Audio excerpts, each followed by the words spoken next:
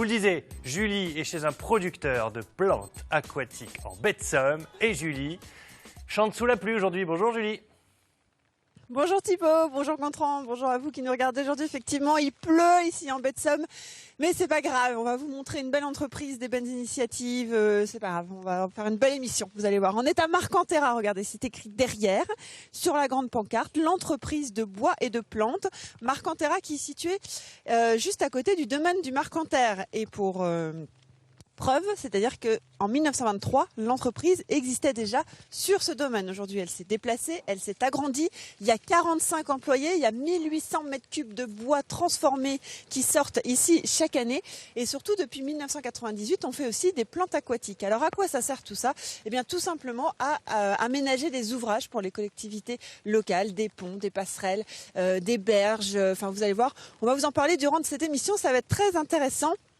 Regardez les trois mousquetaires là, ils m'attendent, ils sont prêts. Et vous retrouvez Ludovic Moignet de Samara, puisque bien évidemment il y a des ouvrages qui sont installés là-bas. Vous avez Nicolas Durand et Laurent Meurot qui sont avec nous, qui sont les co-gérants de cette entreprise. Thibaut, on se retrouve dans quelques instants là-bas, à l'intérieur, au chaud. Saint-Quentin en Tourmont, la porte de la baie de Somme. Julie, où vous vous trouvez aujourd'hui, à l'abri enfin. Vous avez lâché le parapluie. Exactement Thibaut, on est venu se mettre ici là où on fabrique le bois, on est à l'abri sous les grands hangars et on va pas parler plantes aquatiques, on va d'abord parler ouvrage en bois. Regardez, il y en a un qui est en train de se fabriquer devant nos yeux, il s'agit d'une passerelle. J'ai perdu mes deux invités mais ça va bien se passer, je vous rassure. Donc on est en train d'installer Nicolas, il fait du rangement, il se dit tiens c'est pas assez rangé, mes palettes je vais les ranger. Le bois c'est l'activité première, on l'a dit, de Marcantera. Bonjour, merci de nous recevoir ici en tout cas. Bienvenue. Depuis 1923, on fabrique ce genre d'ouvrage. Alors depuis 1923, ça a évolué, bien évidemment. C'est l'histoire du domaine du Marcanterre avec l'histoire du domaine de la plantation des arbres, de l'exploitation. L'entreprise effectivement est arrivée comme on la connaît aujourd'hui. Elle est née d'une origine de 1923 où on a appris à surtout gérer les espaces naturels, donc avec la gestion du domaine du Marcanterre, la création du parc du Marcanterre en 73 par Michel Janson. Et donc du coup, l'entreprise Marcantera, dans sa configuration actuelle, c'est essentiellement le départ depuis 95, où en fait les ouvrages bois qu'on fabriquait pour le parc ornithologique du Marcanterre, on s'est dit aujourd'hui il y a de la demande pour les collectivités. Et donc aujourd'hui, ce qu'on fabriquait pour le parc ornithologique du Marcanterre, aujourd'hui on le fabrique pour l'ensemble de la France. Dans l'ensemble de la France, voilà. Donc par exemple, cette passerelle, est-ce que vous savez où elle va partir? Alors ça, c'est une passerelle qui va partir pour le Civum de la du côté de Gravelines. Donc c'est une passerelle qui est entièrement en bois naturellement durable. Il y a différents types d'utilisation des bois en fonction de leur durabilité. Et aujourd'hui, on revient beaucoup sur du bois naturellement durable. Donc c'est du chêne français qui est sans aubier, parce que l'aubier pourrit. On va protéger, donc on a des poutres en chêne massif, et on va protéger ces poutres-là avec un petit feutre bitumeux. On a des lames de platelage en chêne, c'est-à-dire que les interstices, les petites merdouilles qui vont se mettre, qui vont faire pourrir le bois entre les interstices, permettent de protéger la structure du bois. D'accord.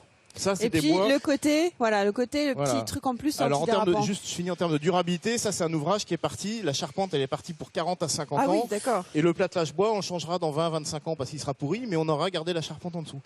L'autre intérêt c'est qu'on va effectivement faire, alors on a deux types, le platelage bois est connu pour être glissant. Le bois est plus glissant quand il est mouillé, mais c'est pas ça qui fait glisser si on ne le nettoie pas. Voilà, exactement. Ça va être les mousses qui vont se mettre sur le bois qui vont le rendre encore plus glissement. Donc là, on a deux systèmes. On a un système avec un usinage des bois qui permet de faire une petite butée sur du bois brut, plus à la surface, on incruste une résine qui est chargée de coranon, de quartz de silice. Voilà, donc et ça, du coup, on fait un vrai antidérapant. Ça, donc, la passerelle, elle est durable, ouais. Elle n'est pas du tout traitée. Elle va durer 25 ans, elle est faite dans les règles de l'art en termes de durabilité et en plus elle n'est pas glissante. Alors on a vu ce matin, on va voir sur les images, on a assisté au départ d'une autre passerelle. Oui. C'est livré en kit, c'est ça? Donc on voit la passerelle, derrière il y a tous les bois. Elle est plus qu'en kit, parce que là elle est livrée complète celle-ci. Et derrière il y a ce qu'il faut pour la maintenir. Et derrière ce qu'il faut pour la maintenir, finir les garde-corps. Et puis il y a une deuxième passerelle aussi qui va être posée entièrement sur place, il n'y a pas d'accès. Donc le Marcantera fabrique ses ouvrages, il les conçoit, il les calcule, il fait des calculs de structure, des plans d'exécution, on les fabrique. On produit avec du bois naturellement durable d'origine certifiée, mais on va surtout poser nos ouvrages. Et alors, vous en avez posé à Samara. Ludovic, il est venu jusque vers nous ce matin. Ludovic, bonjour. Bonjour. Deux ouvrages qui ont été posés à Samara. C'était pour vous une évidence de prendre Marcantera, enfin de faire du bois chez vous? Alors, pour ce qui concerne tout ce qui concerne les aménagements à Samara, il faut qu'il y ait un souci d'authenticité. Et puis les matériaux, il faut que ce soit des matériaux nobles. Le bois existait déjà à l'époque, qu'elle soit gallo-romaine ou gauloise. Donc, l'important, c'est que l'entreprise qui pouvait travailler à Samara respecte un cahier des charges.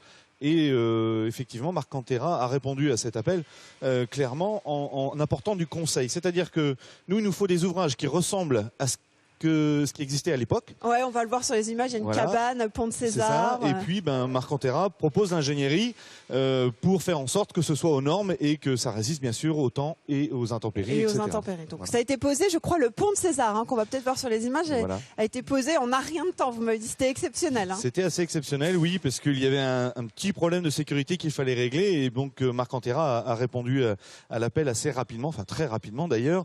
Et puis, nous avions envie plutôt que de faire une passerelle ou un pont lambda que tout le monde peut voir partout, il nous fallait un mode historique. Et donc, on avait un plan très incomplet d'un pont que Jules César a fait pour traverser le Rhin.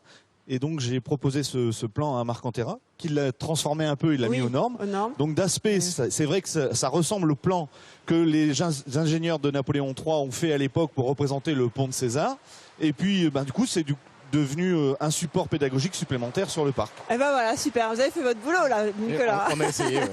on va juste regarder. Il nous reste quelques secondes pour aller voir. Quelques secondes. Donc là, par exemple, on est sur des bancs. Ah oui, des bancs en chêne massif. Donc notre particularité, c'est qu'on fait jamais 2 fois de suite les mêmes ouvrages. On travaille exclusivement sur des plans d'architectes qui vont donner une ligne architecturale aux ouvrages. Derrière nous, on la transforme en ligne technique pour qu'ils soient conformes aux normes en solidité, en durabilité et en normes d'accueil du public. Mais on fait pas effectivement d'ouvrages, on fait pas des poubelles classiques. Voilà. C'est-à-dire que nos clients sont essentiellement des collectivités et pas des particuliers. Il nous reste 30 secondes, on va quand même vous montrer de l'autre côté, parce que toute l'équipe nous a vu arriver ce matin. On est arrivé au moment du café. Voilà, on est en train de travailler ici, on usine le bois, c'est vraiment du millimètre près, parce que tout doit s'emboîter au moment où vous allez le faire. Donc ici, c'est l'atelier, là-bas on a vu l'atelier de montage, on va monter les ouvrages. Ici, on va usiner les bois. Ça veut dire qu'on va prendre des sections, des bois qui vont être bruts de sillage, qu'on va usiner dans les machines pour aller faire. Ils vont ressortir avec ici, on voit la rainure, le rabotage, le chanfrein.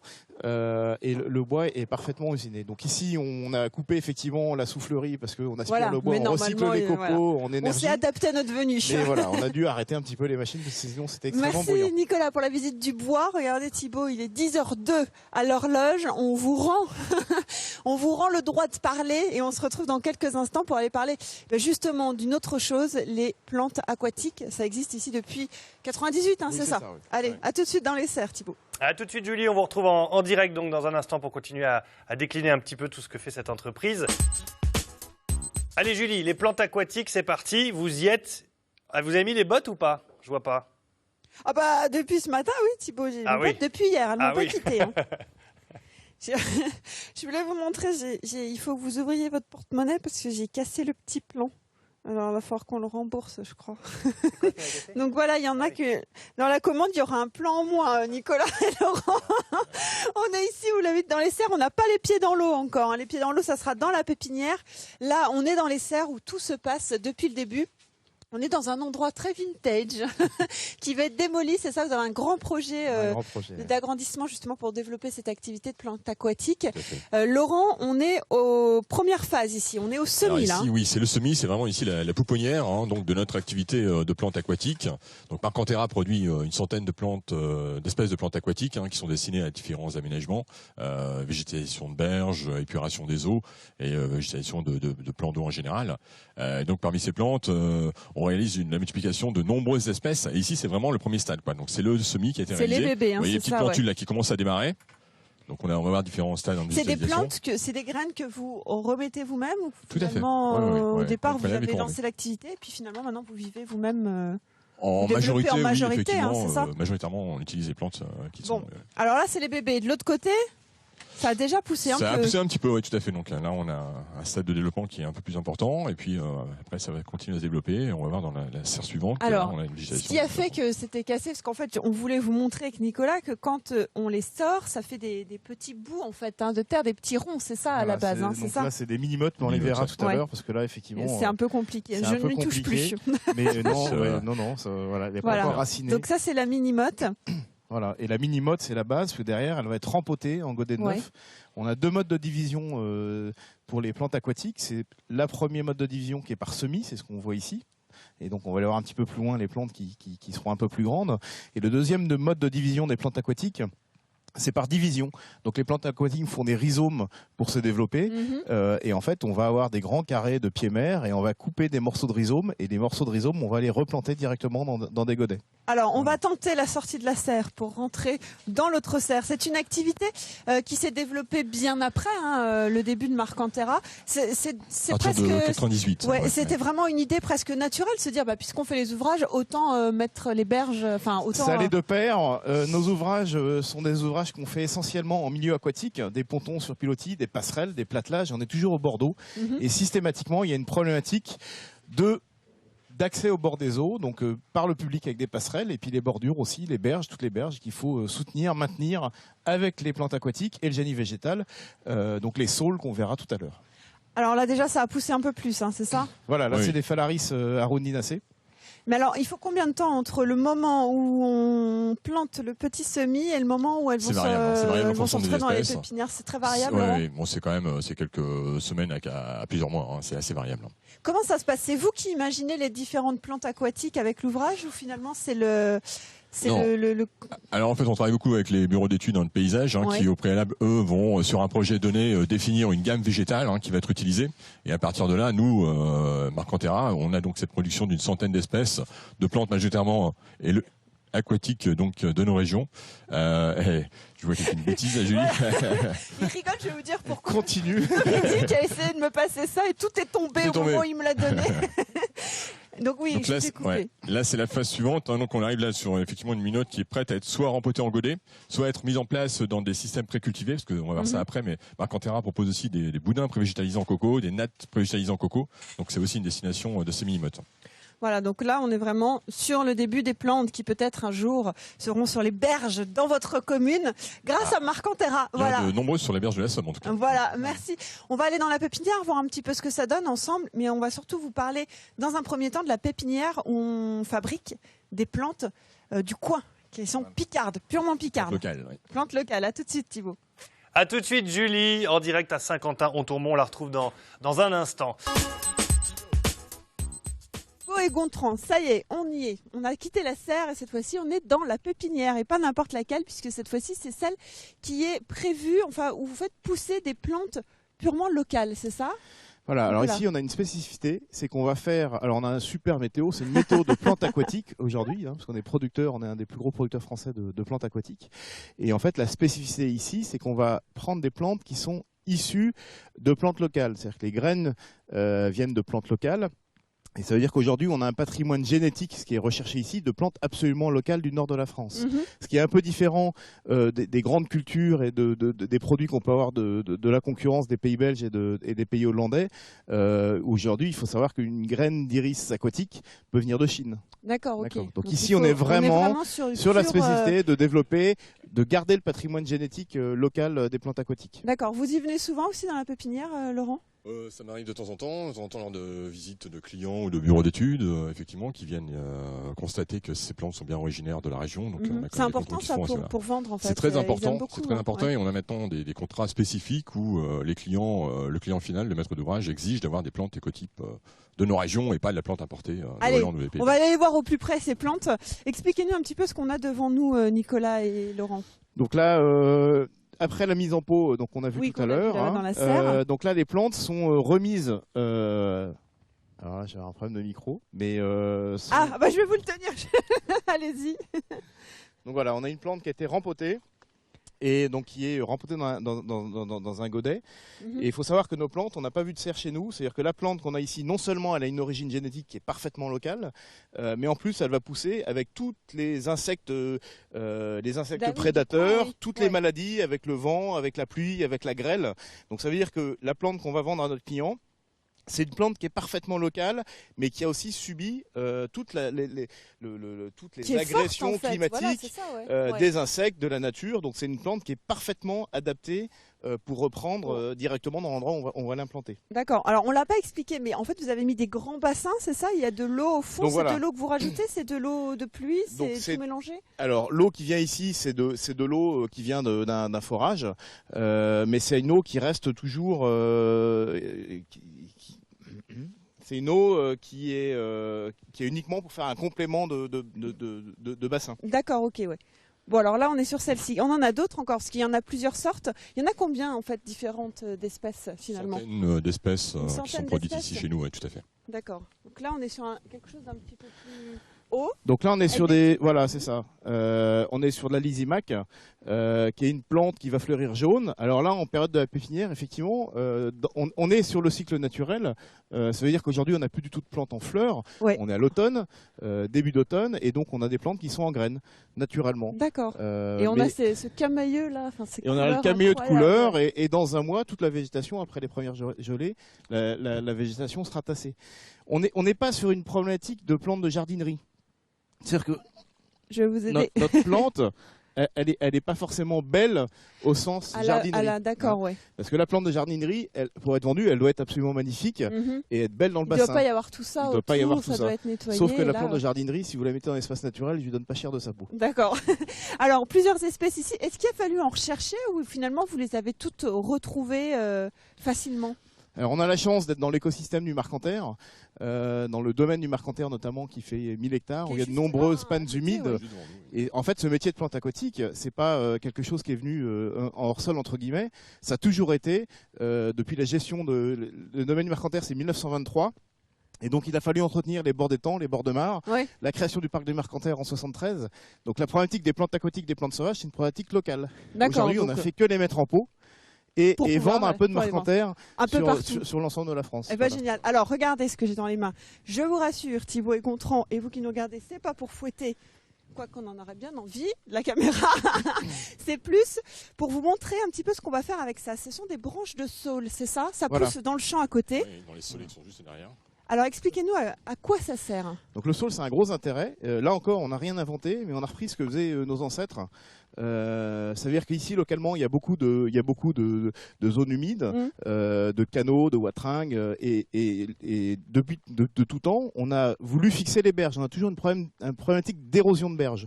Et donc, on va planter des piquets de saule dans la berge, et on va entrelacer ces branches de saule pour faire ce qu'on appelle un cléonnage. Et on va remettre de la terre derrière. Et donc ça sert essentiellement pour faire de la protection de berge. Voilà, et ça on l'a vu quand on avait fait les ortillonnages par exemple. Voilà, il y en a à l'intérieur. Donc ça vous le faites pousser aussi. C'est une façon naturelle finalement de renforcer. C'est complètement naturel. Ici on est sur une quinzaine d'hectares de pépinières de saule. Et on a différentes variétés de saule parce qu'en fait il y a beaucoup alors c'est pas des variétés, ce sont des espèces. Des espèces, ouais. C'est comme toutes les plantes aquatiques, contrairement à de la jardinerie, on a de la variété de roses ou peu importe, ici on a des espèces de plantes aquatiques. C'est-à-dire qu'elles sont absolument pas été modifiées génétiquement. Et donc là on est sur des espèces de saule qui sont spécifiques. Eh ben super, merci pour les explications Laurent Nicolas. Thibaut et Gontran, on va chausser nos baskets par-dessus nos bottes et on va retourner dans l'autre grande pépinière qui est, vous allez voir, beaucoup plus grande encore que celle-ci. On se retrouve dans quelques instants. Je replante le saule, promis. C'est des petites rainettes? Alors c'est pas une rainette arboricole, même si on la présente sur site, ça c'est une grenouille rousse. Et en fait sur les bassins, il y a plein de développements de batraciens, on a des tritons et on a différentes espèces aussi d'insectes, d'agrillons, de libellules. Donc en fait on a tout un écosystème avec l'eau présente en permanence qui sont les habitants du Marcanterre. Voilà. Bon voilà, on va lui rendre sa liberté. Non. On va lui rendre sa liberté. On va juste vous montrer. Vous avez vu il y a quelques minutes il pleuvait. Bah regardez, ça y est, la pluie s'est arrêtée. Alors on va avoir le choix. Soit on va en reprendre une bonne, soit on va avoir le soleil. Nous on opte pour le soleil, Nicolas, quand même. On espère. On est donc toujours ici, à côté du domaine du Marcanterre qu'on aperçoit au fond avec les arbres. Et dans cette pépinière où là par contre vous allez proposer toute une large gamme d'espèces, en tout cas de plantes aquatiques. Espèces, c'est bien retenu. C'est pas des variétés, c'est bien des espèces. Donc les plantes qu'on a vues tout à l'heure en mini-motte, on va faire une opération, on va les planter dans un godet de ce qu'on appelle un godet de neuf. Et puis ici, donc elles vont venir pousser. Attends, micro. Hop, voilà. Et donc elles vont venir développer leur système racinaire et on va avoir tous les rhizomes en attente qui vont, dès qu'on va planter les plantes, vont pouvoir se développer. On voit toutes les plantes en attente. L'autre façon de multiplier les plantes, par rapport à ce qu'on disait tout à l'heure, effectivement, c'est d'aller, avec un sécateur, on va cueillir les rhizomes et on va replanter pour remultiplier ces plantes-là. Alors ça, c'est le standard, on va dire, hein, Laurent, Oui. ont une autre activité qui se développe de plus en plus Effectivement. et que les Des gens systèmes demandent de plus en pré-cultivés. plus. C'est-à-dire C'est que la là- natte. Oui. Alors attention Alors, au la petit natte fossé, la et les caméra. boudins, effectivement, donc des systèmes précultivés qui ont l'avantage donc de mettre la plante déjà dans un support, un substrat. Et donc cette natte ou ce boudin vont être mis en place sur la berge et très rapidement vont végétaliser la berge. Donc on a différentes propositions de composition de natte et de boudin qu'on propose. Et là, vous voyez par exemple une natte ici.